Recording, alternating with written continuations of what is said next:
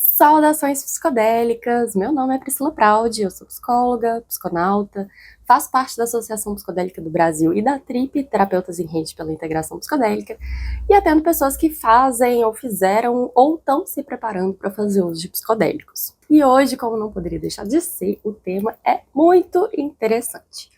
Uma das coisas que mais chamam a nossa atenção numa experiência psicodélica ou enteógena são as imagens, as visões, as alterações visuais que a gente acessa. E quem tem experiência com diferentes substâncias psicodélicas ou enteógenas costuma achar, como eu também acho, que tanto a experiência quanto a qualidade e o tipo das imagens que a gente acessa são diferentes de acordo com o que é consumido. Então, a experiência da ayahuasca é diferente da experiência de cogumelos com psilocibina, é diferente da de DMT, é diferente das sementes com LSA, com os cactos com mescalina. E, inclusive, a experiência com esses psicotrópicos naturais são também diferentes das dos sintéticos, né, como LSD, Niboma, etc. E mesmo dentro dos sintéticos, né, cada um aí vai ser diferente entre si. Então, de todo esse universo, nesse vídeo eu vou falar especificamente das imagens que são acessadas a partir do uso da ayahuasca, que nos contextos religiosos e ritualísticos brasileiros são chamados de mirações. Primeiro, eu vou apresentar para vocês a bibliografia, né, na qual eu estou baseando esse roteiro.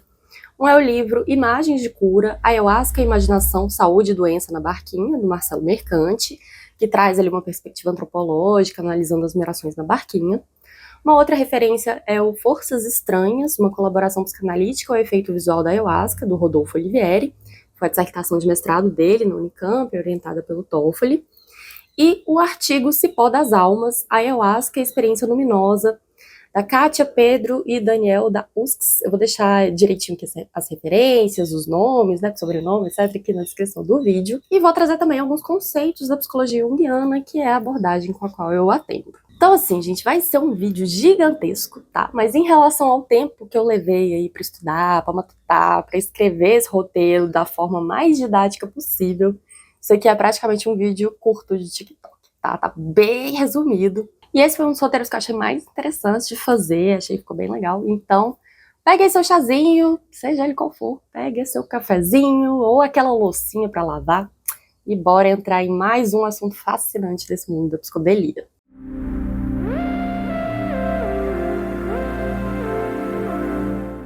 Então, como eu disse, né, um dos efeitos que mais chama a nossa atenção nos psicodélicos é o visual, tanto de olhos abertos, mas principalmente de olhos fechados.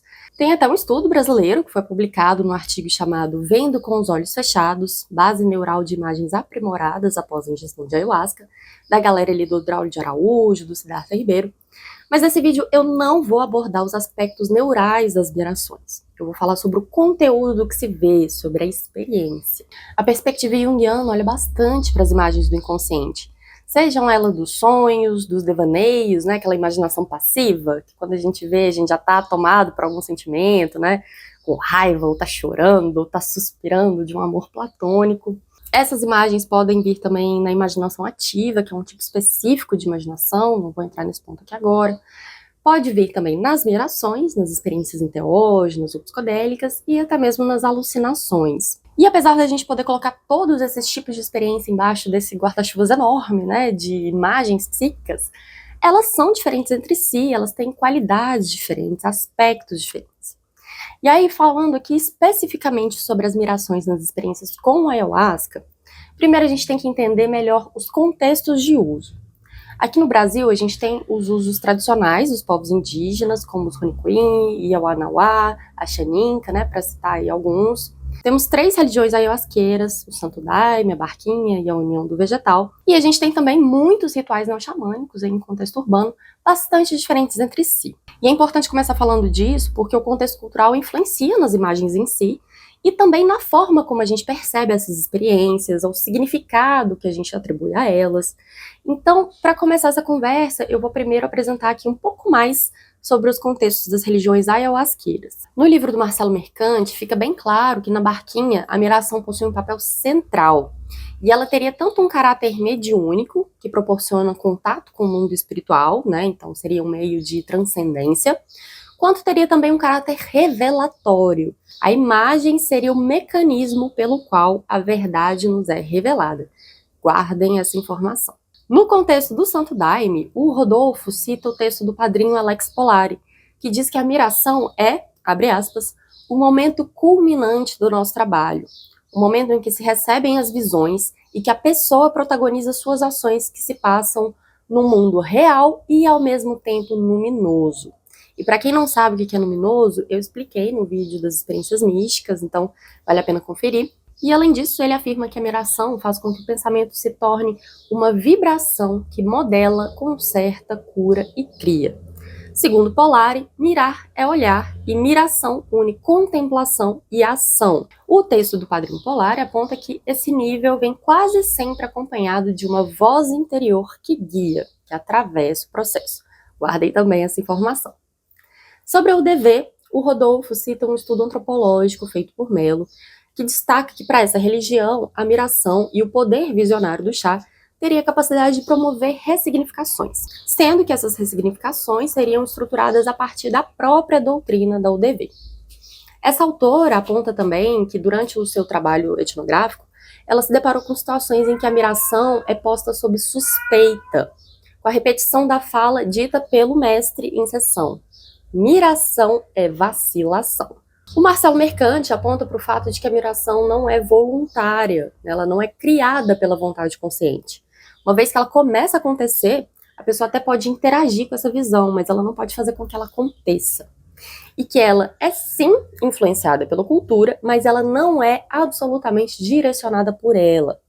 Ele observa também que pode até haver memórias pessoais em meio a essas mirações, mas que isso não seria o principal. E isso é algo que o Rodrigo Olivieri também chama a atenção. Ele argumenta que esses conteúdos biográficos, que têm a ver com as memórias da pessoa, com a história da pessoa, até acontecem, mas normalmente nas primeiras vezes em que a pessoa toma, e que isso tenderia a mudar ao longo do tempo, né, e outros temas passariam a ser predominantes. Eu achei isso bem interessante, porque eu já atendi várias pessoas que tiveram experiências com ayahuasca, né, suas primeiras experiências com ayahuasca, e que vivenciaram, ainda que de forma simbólica, questões que tocavam diretamente as feridas delas, né? Por exemplo, a pessoa vê ali uma criancinha do lado de uma mãe ou de um pai muito grande, ou uma criancinha suja sentada num canto.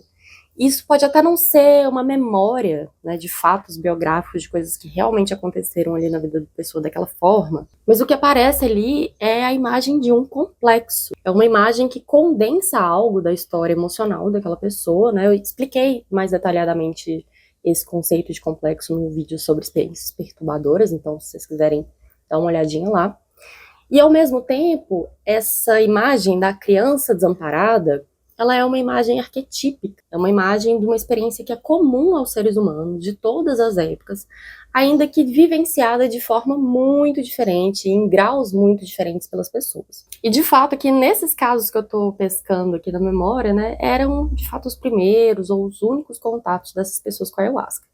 Mas enfim, isso aqui é só uma observação, estou só levantando aqui algumas questões a partir da reflexão do que eu li, né? Um outro ponto que o Mercante traz é que na barquinha, a miração está ligada à ideia de cura, mas numa noção muito mais ampla do que a ideia de recuperação de uma doença ou de só acabar com sintomas.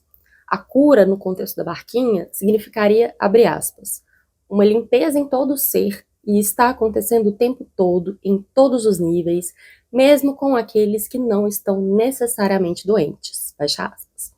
A cura, ela seria então um processo de autotransformação, através do qual a pessoa também se reorientaria no mundo, ou seja, modificaria sua ação no mundo. Então, com base nisso, já dá para perceber que nas religiões ayahuasqueiras, e eu acho que isso se estende aí também aos contextos neoxamânicos, a miração ocupa um lugar central e de muita importância nas experiências. O Rodolfo Olivieri traz uma provocação, que eu concordo em partes, de que a imagem seria muito central nesses contextos porque a sociedade ocidental se formou centrada no olhar, e que isso diria muito a respeito dos prazeres, do entretenimento das telas e da chamada economia da atenção, que captura os usuários pelos olhos. E ele faz essa provocação também a partir de uma constatação de que em algumas sociedades indígenas, outros elementos da experiência com a ayahuasca chamariam mais atenção do que o visual. Eu vou ler aqui um trecho do livro dele, O Te Estranho. Abre aspas. Em outros casos, a purga pode receber mais importância, como para os Matsigenka, cujo termo para ayahuasca é Kamarampi, que significa literalmente remédio para vômito. Entre os xamãs Yaminawá, há uma integração sinestésica com elementos auditivos, olfativos e táteis. E o canto também possui função de destaque, promovendo experiências visionárias. Pode ainda ser destacada a importância de efeito sinestésico promovido pelo chá, como a possibilidade de experienciar um brilho ensurdecedor, palavras fétidas ou cheiros azuis. As ideias amazônicas podem avançar a importância dos 5 sentidos, gerando outras perspectivas, até mesmo sobre a noção de um eu, composto de múltiplos elementos espirituais e corporais. Fecha aspas. Agora, o que mais me chamou a atenção, me pegou, é o que ele traz em seguida, abre aspas, ou seja, o uso indígena da ayahuasca visa a relação, não a revelação. Fecha aspas. E esse, gente, é um ponto muito interessante e sobre o qual eu venho refletindo bastante há algum tempo. E hoje eu entendo que é realmente muito importante que esses dois aspectos, né, de revelação e de relação coexistam. De fato, gente, assim, eu observo um problema na clínica quando as pessoas tendem a entender a minha oração como uma revelação literal. Então, por exemplo, alguém tem uma visão de que alguém que ama muito está morrendo de forma trágica, ou que essa pessoa amada tá rejeitando, tá terminando o relacionamento, né? E eu vi casos, assim, que a pessoa fica com muito, muito medo de que aquilo seja uma revelação no sentido de premonição, de que aquilo ali se concretize daquela forma, né? Porque a ayahuasca disse, então vai ser verdade. E assim, pode ser que algumas pessoas tenham experiências premonitórias? Pode até ser. Mas nos casos que eu conheço, isso não era uma questão premonitória, não era uma revelação literal. Agora, isso não quer dizer que não revelava nada, né? Se a gente olhar bem, ou melhor, se a gente se relacionar com essas imagens, mesmo depois da experiência em si, ela revela sim, né? Ela revela medos reais, ela revela complexo, ela revela necessidades internas, necessidades de mudança, enfim, né? Muita coisa pode acontecer a partir dessa relação. E sim, eu acho também que o visual é superestimado e superestimulado na nossa sociedade, né? Então, não é raro que alguma pessoa tenha uma experiência intensa com ayahuasca ou com cogumelo, e por mais interessante e profunda que tenha sido aquela experiência, se ela não percebe uma mudança visual marcante, a pessoa fica frustrada, como se nada daquela experiência tivesse valor. Também já vi isso algumas vezes.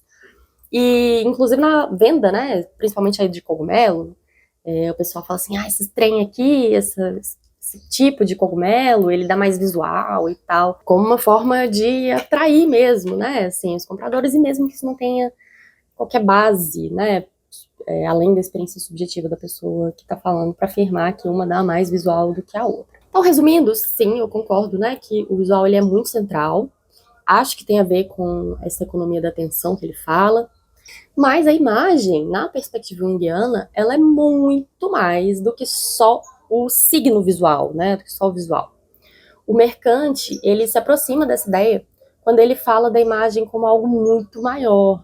As imagens seriam esse elemento que agrupa na consciência aquilo que acontece internamente na forma de sentimentos, pensamentos, sensações, percepções, intuições, pessoas, luz, som, cultura, os símbolos culturais, né? As relações sociais, muito mais. A imagem, né, o símbolo, ele é um condensador disso tudo, e eles funcionariam como uma ponte entre os mundos interno e externo, segundo o Mercante, né? Na psicologia junguiana, é como se fosse uma ponte entre consciente e inconsciente. E além disso, o Mercante aponta também que na barquinha o corpo também é profundamente envolvido na miração, principalmente quando esse processo é ligado à mediunidade. E ele diz também que, abre aspas, as imagens revelatórias incluem não apenas signos, mas também atos incorporados. Então, por exemplo, essa imagem da criança desamparada que eu comentei, ela pode não vir como uma miração visual, mas ela pode ser encenada na postura do corpo, né? A pessoa pode ficar ali encolhida, amedrontada, querendo colo, né? É a mesma imagem psíquica, mas em vez dela vir como um símbolo visual, ela vem no comportamento, ela vem no corpo. Então, isso reforça, né, que na perspectiva junguiana, o símbolo, ele também é visual, mas não apenas. E aí, tanto Marcelo Mercante quanto Rodolfo Olivieri, eles citam os estudos do psicólogo cognitivista e professor Beni Chanon, que realizou entrevistas com 178 pessoas, sendo 122 homens e 56 mulheres, entre eles indígenas e mestiços, 106 residentes de regiões urbanas da América do Sul e 56 estrangeiros de fora da América do Sul. Ele também contou com relatos de visões do livro das Mirações, do padrinho Alex Polari, com as obras do pintor Pablo Amaringo, e dados aí da literatura antropológica e das suas próprias experiências e registros pessoais. Então ele pegou todo esse material e analisou tanto a forma quanto o conteúdo das mirações com a ayahuasca.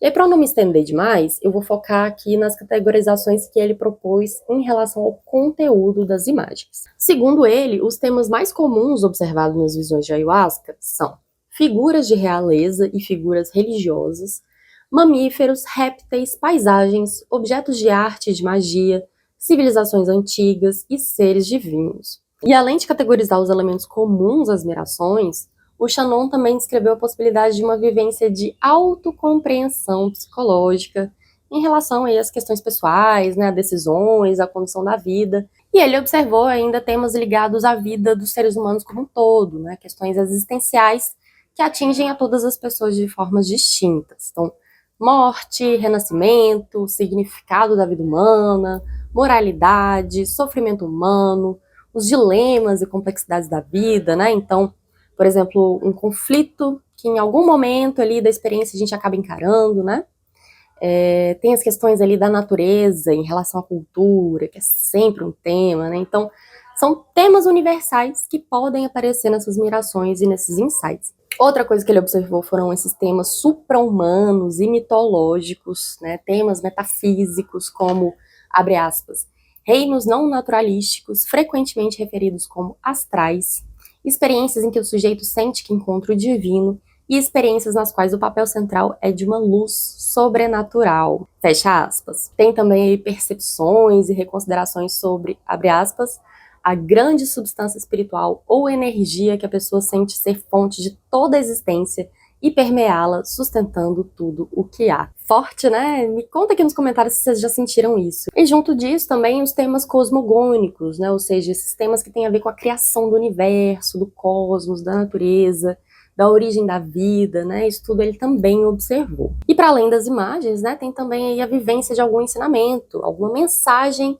que é transmitida pela experiência e que não é raro que ela seja vivida como um diálogo, como uma voz interna que dialoga com a pessoa e que ela pode se dar como conselhos, comandos ou comentários sobre as ações, pensamentos e visões da pessoa. E isso não se confunde com alucinação, né? Porque as pessoas que estão ali bebendo ayahuasca normalmente sabem claramente que esse efeito é causado pela bebida, e isso faz com que essa experiência seja muito diferente da de um fenômeno psicótico real. E aí, para se referirem a esse fenômeno de diálogo com alguma voz interna, alguma sabedoria, alguns autores falam sobre a mediação de uma terceira instância vegetal, ou terceiro vegetal. No Santo Daime ou na UDV, isso pode ser referido como a voz do mestre, ou pode ser identificado como um conselho oferecido por entidades espirituais relacionadas à bebida. O Rodolfo ainda traz que no caso de uma pessoa que faz um uso em contexto terapêutico, pode ter ainda uma tripla perspectiva. O paciente, o ponto de vista do terapeuta, que é manifestado de diferentes maneiras, dependendo da escola de pensamento, né, da pessoa, e a mediação do espírito da planta. Então percebam aí que essas experiências têm uma qualidade bem diferente das que normalmente a gente acessa pelos sonhos, né? Tem todo um capítulo aí no T Estranho sobre isso, mas eu não vou me aprofundar aqui nessa argumentação por uma questão de tempo, mas fiquem sabendo que é um capítulo interessante. E sobre o porquê dessas imagens acontecerem, o próprio Shannon se coloca de uma forma muito cética, descartando a possibilidade de qualquer fenômeno metafísico ou espiritual. E ele também não acha que a ideia de inconsciente coletivo e de arquétipos do Jung seja suficiente para dar conta aí desse porquê. Eu discordo, né? Para mim faz muito sentido que a experiência psicodélica abra as portas aí não apenas para o inconsciente pessoal, mas para o inconsciente coletivo, né? Para todas essas questões aí existenciais, cosmogônicas que permeiam os seres humanos, né? Essa experiência com o luminoso, né, tem tudo a ver ali com as experiências arquetípicas, enfim, o Jung fala bastante disso, né?